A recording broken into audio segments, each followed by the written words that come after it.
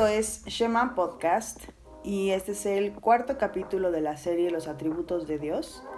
Si no has escuchado los anteriores, te invito a que lo hagas. No son relacionados el uno con el otro, así que no dependen el uno del otro, pero sí a veces tomo en cuenta alguna de las referencias a capítulos pasados para no tener que ahondar en esas enseñanzas. Entonces, bueno, te lo dejo de tarea. El día de hoy el capítulo se llama El amor de Dios. El amor de Dios, bueno, creo que es uno de los atributos que más nos conquistan para adquirir salvación por medio de Cristo. Y bueno, Dios en sí mismo es amor. No simplemente es que Él ama, sino que es una característica de su naturaleza. Hay un versículo en 1 de Juan 4:8 que dice: el que no ama no conoce a Dios, porque Dios es amor. Y ahí confirmamos su naturaleza de amor. Voy a continuación explicar en 4 puntos las características de la particularidad de este amor que refleja específicamente a Dios. Y este episodio del podcast se va a dividir en 2 atributos, que es el amor y el segundo que es la ira de Dios. Y bueno, vamos a ver cómo uno lleva al otro y por qué están conectados. Vamos a orar. Padre, gracias por este tiempo. Gracias, Dios, porque podemos estudiar tu palabra. Gracias, Padre, porque tú nos das acceso a ella. Te pedimos hoy que tu Espíritu Santo nos guíe para estas enseñanzas, poderlas discernir y también aplicar en nuestra vida. Te pedimos, Dios, que de estos estudios tú nos lleves a dar fruto, que no sea simplemente crecer en conocimiento, que es muy importante, sino también ponerlo en práctica y llevarlo a otra gente a escuchar de ti, sobre todo en un atributo como este que alenta nuestros corazones y nos conquista de una manera misericordiosa a vivir para ti. Te lo pedimos por tu Hijo amado Jesús. Amén. Y bueno, la característica número 1 es que el amor de Dios no tiene una influencia externa. El amor de Dios no es como que lo adquiere y se le suma más amor por parte de cosas que pasan alrededor, pues este amor de Dios es soberano. Y voy a leer el versículo de Deuteronomio 7, del 7 al 8. Dice: el Señor no puso su amor en ustedes, ni los escogió por ser ustedes más numerosos que otro pueblo, pues eran el más pequeño de todos los pueblos. Mas porque el Señor los amó y guardó el juramento que hizo a sus padres, el Señor los sacó con mano fuerte y los redimió de casa de servidumbre, de la mano de Faraón, rey de Egipto. Entonces, aquí vemos al principio, el Señor no puso su amor en ustedes por algo que ustedes hayan hecho, por alguna característica peculiar que tuviéramos, sino que los escogió en su soberanía, escogió amar a este pueblo en especial. El versículo va dirigido al pueblo de los judíos, a los israelitas. Y bueno, esto lo vimos en el capítulo anterior, su soberanía, e incluso leímos este versículo. No hubo algo en el pueblo que produjera este amor o que influenciara la decisión de Dios de amarlo. En su soberanía, Él escogió amar a este pueblo. Y en 1 de Juan 4:19 también vemos que Él explica que su amor por nosotros no es una respuesta al amor que le teníamos, pues Él fue el que amó primero. Vamos a leerlo, es 1 de Juan 4:19.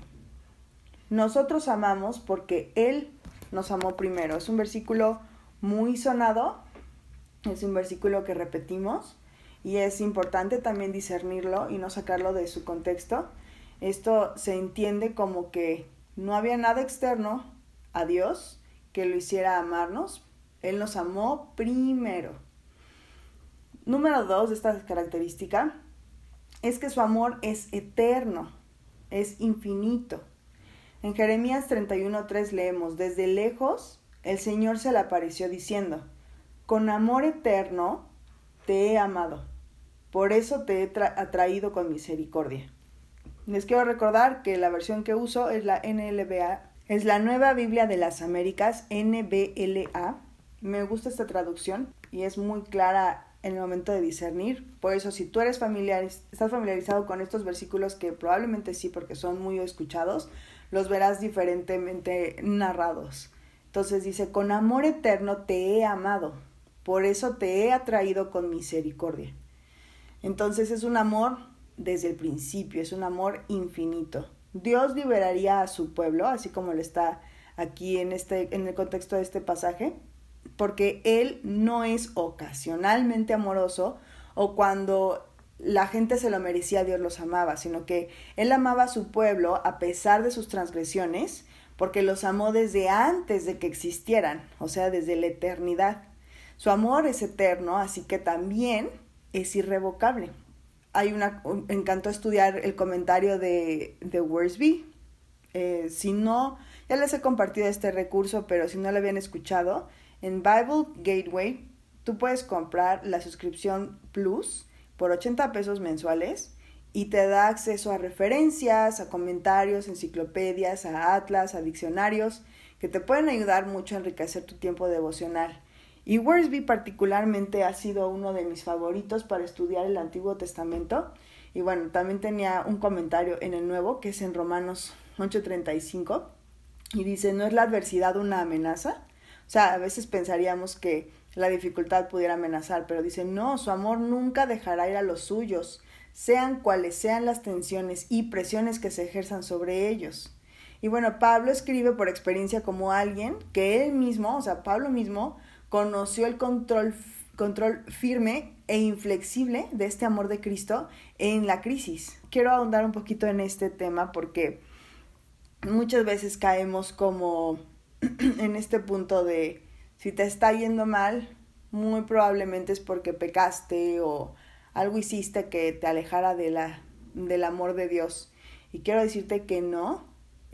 Lo podemos ver en todos los apóstoles. Creo que no pasas ni 10 versículos en el Nuevo Testamento y en el Antiguo Testamento sin darte cuenta que alguno de los creyentes pasó tribulación, disciplinas, pruebas, y ves que el amor de Dios y Dios sigue actuando en sus vidas. Lo vemos en Pablo en específico, en Romanos, cuando le pasa de todo y él cuenta de todo, en Hechos, cuando cuentan su historia también, cómo lo golpeaban y le hacían de más, lo perseguían, lo apedreaban, casi lo dejan muerto, y él tenía que escapar, y aún así vemos el trabajo de Dios y su amor en su vida constante, y la confianza de Pablo en este tiempo, porque no se agota, no es por temporadas. Dios siempre amó a Pablo. Y en Efesios 3:19 podemos ver que dice, en fin, que conozcan ese amor que sobrepasa nuestro conocimiento, para que sean llenos de la plenitud de Dios. A veces, a través de las pruebas, nosotros confirmamos de manera tangible y sobrenatural este amor. Y bueno, yo en mi vida puedo compartirles que esto es totalmente real. Yo creo que nadie de los que está escuchando este mensaje es ajeno al dolor. Y bueno, en Cristo tampoco eres ajeno al dolor. Aún así, en esos momentos de dificultad, yo puedo agarrar consuelo de saber que Dios es el testigo fiel. ¿Y qué quiere decir esto? Que Él ve mi sufrimiento completamente, no parcialmente como mis amigos, mis consejeros, mis psicólogos, mis pastores y mi esposo. Dios puede ver y Cristo ve todo el panorama alrededor de mi sufrimiento. Entonces lo entiende perfecto. Y bueno, el hecho de voltear a la cruz y ver que Él pasó por un sufrimiento mayor, a mí también me da consuelo porque sé que me entiende, que sé que en su justicia Él sabe por qué está pasando esto. Y después de la confianza que le tengo en esta área de mi vida, puedo ver el fruto de la libertad, del descanso, del refugio que Él provee a través de su persona, del tesoro que es la palabra de Dios, el aliento que recibo a través de esto. Y también provee testigos alrededor de mí que pasan pruebas que me ayudan también a saber que hay un final de cada prueba.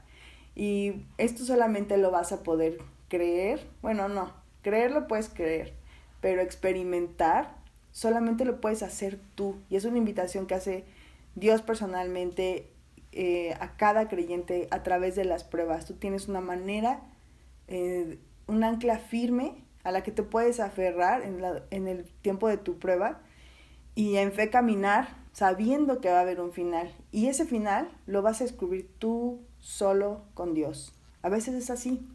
Hay mucha gente que se va a gozar contigo porque logras tener las victorias de tantas dificultades o pruebas, pero el que lo va a descubrir eres tú. Entonces yo te invito a que escuches mi testimonio, veas a Cristo y su testimonio, encuentres la verdad en la palabra, pero que al final tú tomes una decisión y experimentes este amor eterno e infinito que Dios te ofrece. La característica número 3 es que el amor de Dios no cambia. Y bueno, yo no sé tú, pero entender esto para mí es un alivio, porque el amor de Dios entonces no depende de mí, no depende de mis bondades y tampoco depende de mis errores. Y bueno, creo que sería un martirio que esto fuera así. Parte de mi testimonio es que yo me convertí a los 13 años, pero para entonces yo todas las noches le pedí a Dios una muestra de su amor y de su presencia en mi vida. Muy extraño, ¿no? Pero así eran mis oraciones de niña. Y entonces todos los días yo trataba de hacer cosas que me hicieran ganar su afecto. Así como yo lo hacía con mis papás, que buscaba sacar buenas calificaciones, ser la mejor niña portada, la hija madrastra de los hermanos, para ganarme su aprobación. Yo buscaba lo mismo con Dios. Entonces los recreos me la pasaba en la capilla, obligaba a mi familia a que fuéramos a misa, cosas religiosas. Y al final entendí que eso es un regalo de Él, su amor, que no me lo voy a merecer jamás. Sin embargo, Él decidió amarme desde el principio, ¿no? Y así como escogió a su pueblo. Y bueno, a la par de esto sabemos que tampoco va a cambiar su amor. No es que me ame más un día o me ame menos el otro.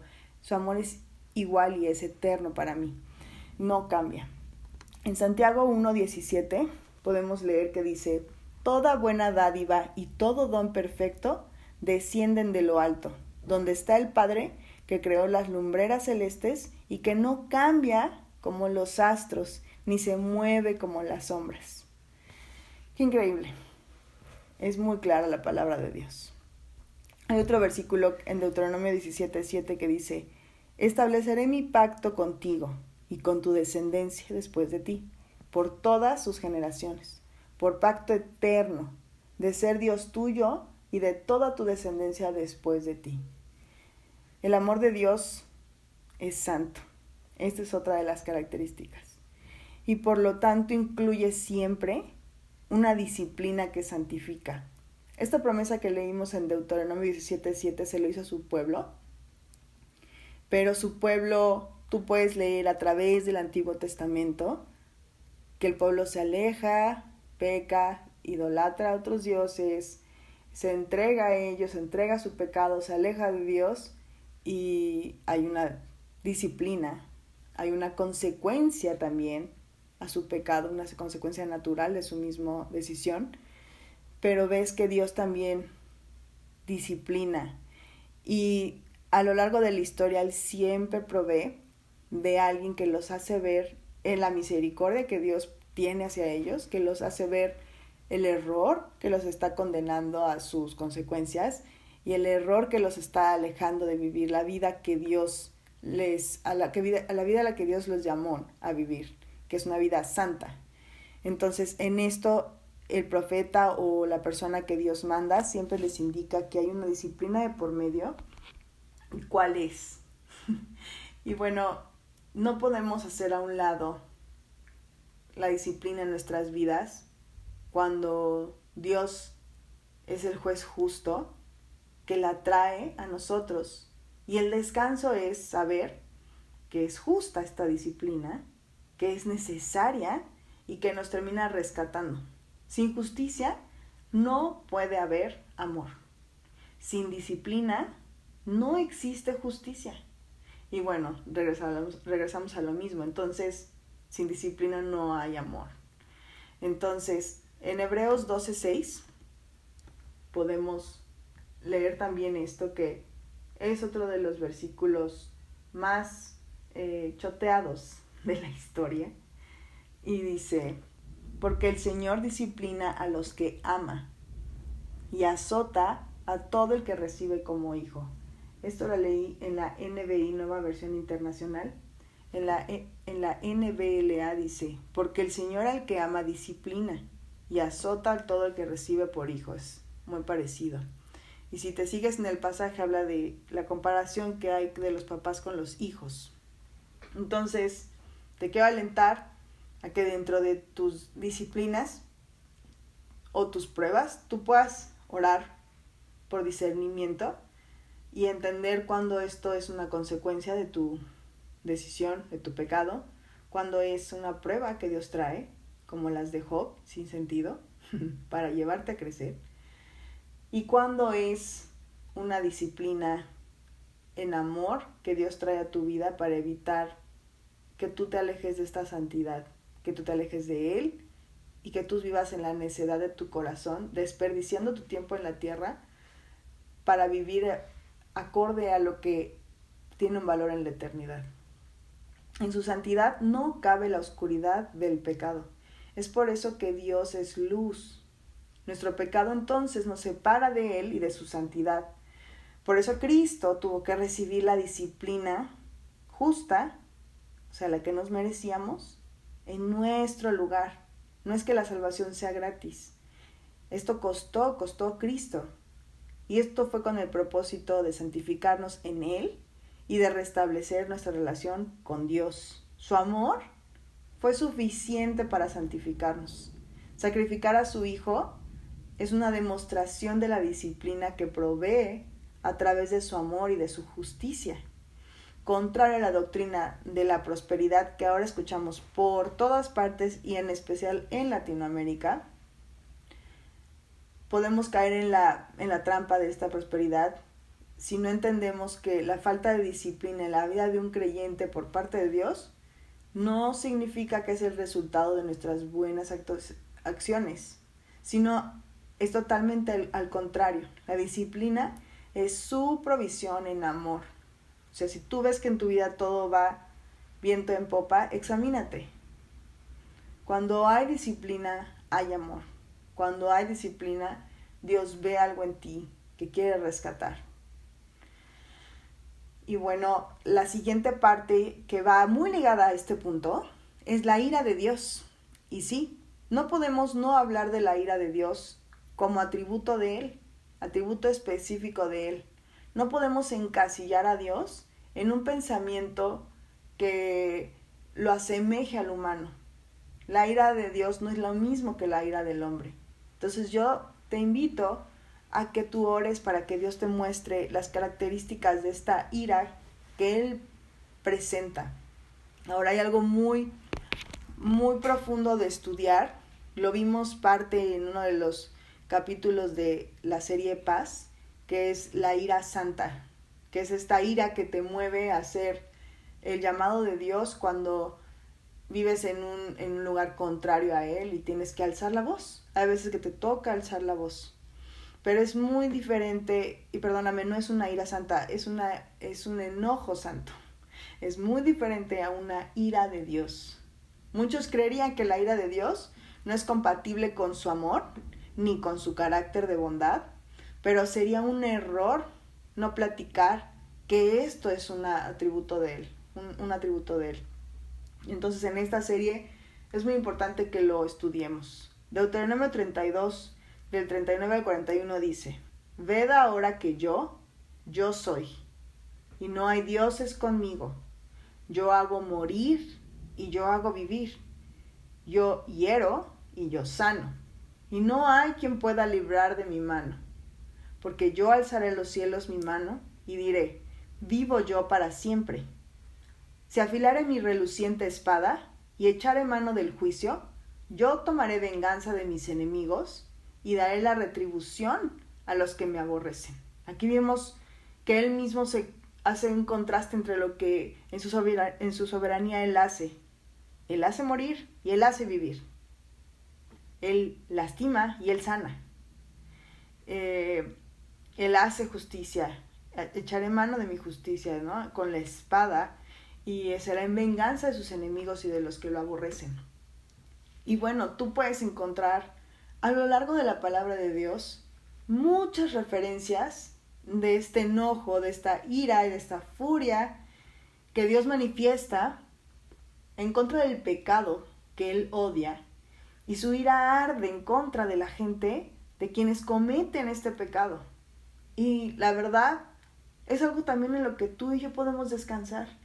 Si viéramos todo lo que pasa ahorita en el mundo, pues tanta maldad, no voy a dar lugar aquí al diablo para que se jacte, pero hay muchas cosas que nos afligen de ver la maldad, ¿no? Y si bien aquí la corrupción a veces no va a permitir que esta gente pague, nosotros sabemos que Dios, el testigo fiel, ve todo el escenario, es justo, odia el pecado, odia a los que hacen este pecado y ama a los que son vulnerables y están pagando por todo esto en la tierra, y hará que esta gente sí tenga una recompensa en la eternidad para mal, una consecuencia a su pecado. Y sabemos que podemos descansar en que aunque la justicia no se haga en la tierra, Él la hará en la eternidad, en el día del juicio final. Hay un quote que me encantó de Jonathan Edwards que dice: quita todo amor y odio, toda esperanza y miedo, todo celo y deseo afectuoso, y el mundo estaría en gran medida inmóvil y muerto. No podría haber tal cosa como actividad entre la humanidad, ni ninguna búsqueda sería un absoluto, una respuesta total. Debido a que Dios es justo, siempre tratará las cosas de manera justa. Me encantaría poder hacer una serie acerca de por qué hay sufrimiento en el mundo, y fue en parte tocado durante esta serie. Es muy amplio lo que nosotros podemos entender y cómo podemos en apologética defender que Dios en su soberanía permite esto, ¿no? Pero hoy te quiero invitar a una verdad muy simple. El humano tiene la voluntad de escoger, y en consecuencia a sus pecados, vemos cómo muchos lo reciben en sufrimiento y ellos mismos también. Pero Dios es justo y Él va a tratar la causa de manera justa. Sin embargo, como soberano, es santo y justo del universo, Dios no puede ignorar ningún acto de pecado. Dios odia el pecado con una pasión santa. Y el salmista escribe: extiendes nuestros pecados ante ti, nuestros pecados secretos, y los ves todos. ¿Quién puede comprender el poder de tu ira? Tu ira es tan impresionante como el miedo que te mereces. Esto está escrito, traducido por la nueva traducción viviente, perdón. Y es muy claro. Es Salmo 90, 8 y 11. Extiende nuestros pecados ante ti, nuestros pecados secretos, y los ves todos. ¿Quién puede comprender el poder de tu ira? Descansa en que no lo vamos a entender por completo. Pero aquí es donde entra la esperanza que todo creyente aceptó. El Mesías, justo, estableció justicia y reconcilió esta relación con Dios, para que este miedo que te mereces, del cual habla el salmista, se convierta en una reverencia a Él, una reverencia a saber que Él está en control, que un día va a haber un juicio final, y que en su amor Él mismo se sacrificó para rescatarnos de esta ira, reconciliarnos con Él y ofrecernos una vida eterna. Si nosotros no vivimos con este estándar, sabiendo todo lo que realmente costó nuestro pecado, nuestra vida siempre va a ser una vida cristiana light, de extremos, para legalismo o para libertinaje, y no vamos a descansar en este amor precioso que nos conquistó y que simplemente produce un fruto de servicio y de entrega y de santificación a Él. Es por eso que no es un trabajo que nos cueste o una flagelación o una decisión que me pesa todos los días, sino es una respuesta a lo que ya entendimos y aceptamos. Jeremías 33:16 dice: el Mesías justo establecerá un pueblo justo. Esta es su iglesia. Jeremías hablaba de Cristo. Él sabía lo que Jesús iba a lograr en la cruz, y el pueblo al que se refería era la iglesia. Tú y yo somos ahora este pueblo justo, que más bien, si tú te vas al original, se refiere a que eres justificado a través de la sangre de Cristo. No tienes que pagar la ira de Dios por tus pecados. Romanos 3:25 al 26 también menciona que el Dios justo justifica a los que creen en Jesús. Y bueno, para no ahondar más en la misma característica de la ira de Dios, yo espero que esto haya quedado lo más desmenuzado posible y que, como cada estudio lo he dicho, que te rete a estudiar más, a profundizar más, a volverte un apologético de la palabra, un apasionado del estudio, y sobre todo que en humildad y en reverencia tú te entregues a la excelencia de lo que descubras. Porque cada vez que lees la palabra de Dios con una actitud de encontrar respuestas genuina,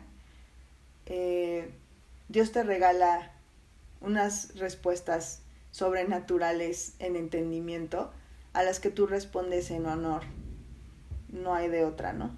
Aún cuando vamos con una mala actitud, Él sigue usando su palabra.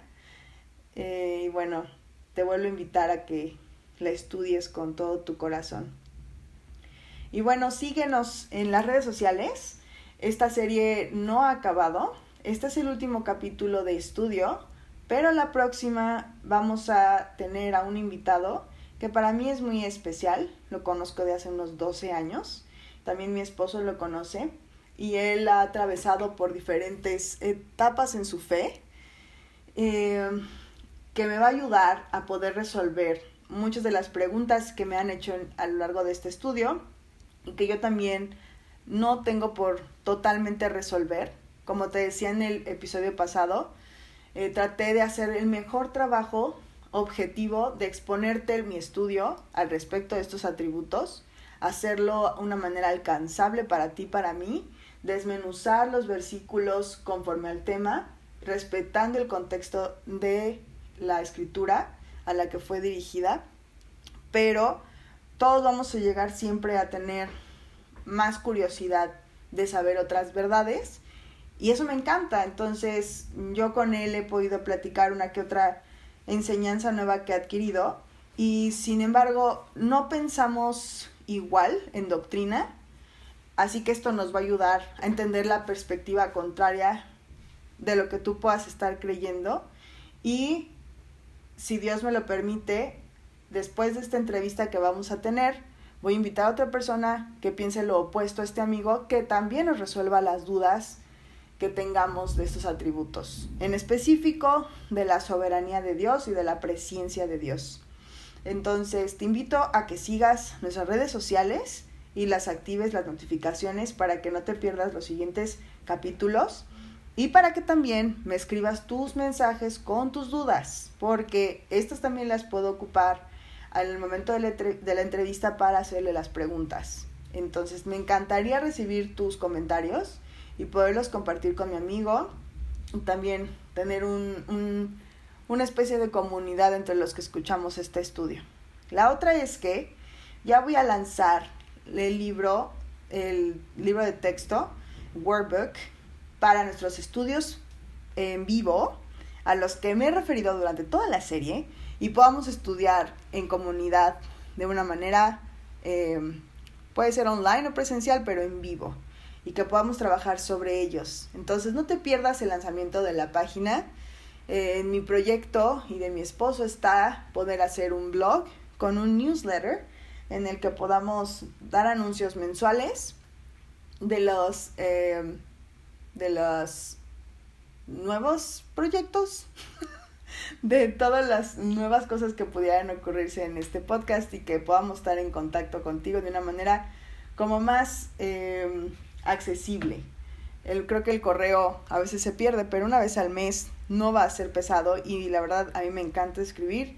Entonces también pudiéramos tener contacto a través de esto y actualizarte en los lanzamientos que hagamos de estudios y de los workbooks.